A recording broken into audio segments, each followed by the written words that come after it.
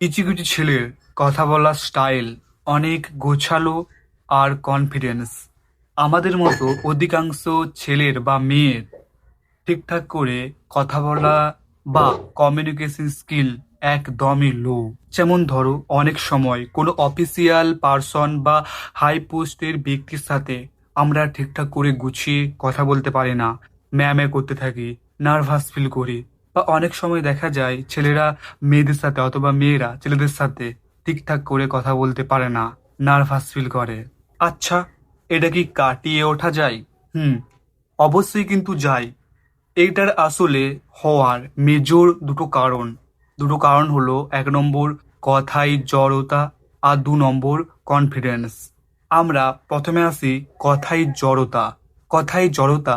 এটা কিছু এক্সারসাইজের মাধ্যমে ঠিক করা যায়। আর যদি বলি কনফিডেন্স, সেটা হলো পুরোপুরি একটা মেন্টাল স্টেট।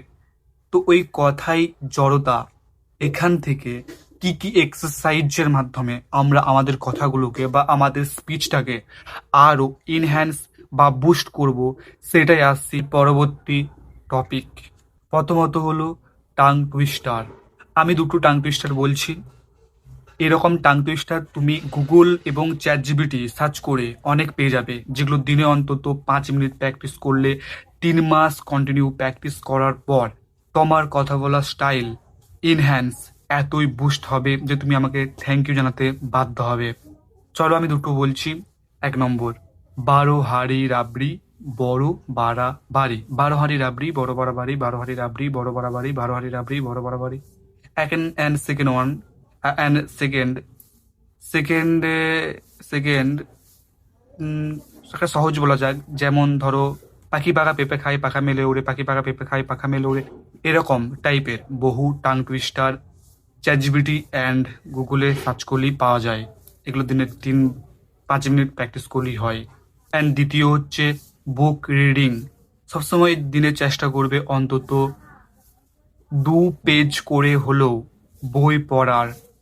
বই পড়ার সময় এরকম একটা পেন বা পেন্সিল এরকম ভাবে নেবে এবং বইটা রিড করবে 2 পেজ।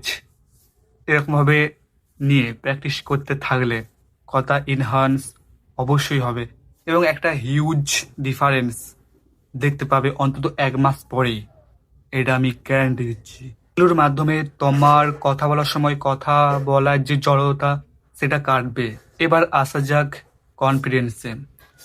তুমি যদি দেখে থাকো, দেখবে কোনো ফুটবলার, ক্রিকেটার অথবা কোনো ফিল্ম স্টার, যেমন শাহরুখ খান কি বলা যেতে পারে একটা এক্সাম্পল হিসেবে, যে এদের কথা বলার সময় কনফিডেন্স বা আত্মবিশ্বাস কতটা হাই, টপে থাকে।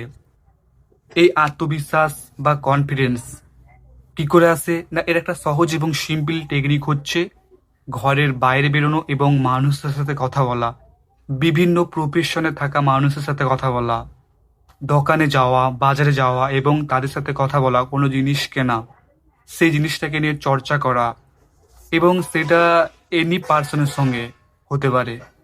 প্রথমত তাদের কথাগুলো শোনা। প্রথমে শুনতে হবে, তবেই বলতে পারবে। প্রথম হচ্ছে শোনা। প্রত্যেকটা প্রফেশনাল মানুষের সাথে কথা বলার সময় তাদের কথাগুলো লজিক্যালি শোনা এবং তাদের ইগো না হার্ট হয় এরকম টাইপের কথাবার্তা বলা। এটা কনফিডেন্সকে আরও বুস্ট করে। দ্বিতীয়ত, please avoid the phone. It's not a real world, it's actually virtual world.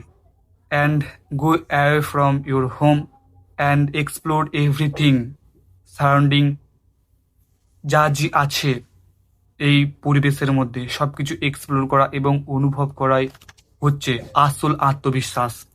যদি গ্রাউন্ড থাকে, গ্রাউন্ডে যে কোনো কিছু খেলায় অংশ নেওয়া, কোনো একটা ইভেন্টে যাওয়া, সবকিছুই আত্মবিশ্বাসের সাহায্যে করা, নিজেকে কনফিডেন্স দেখানো, এটাই একমাত্র কনফিডেন্স বুস্ট করার একমাত্র পদ্ধতি।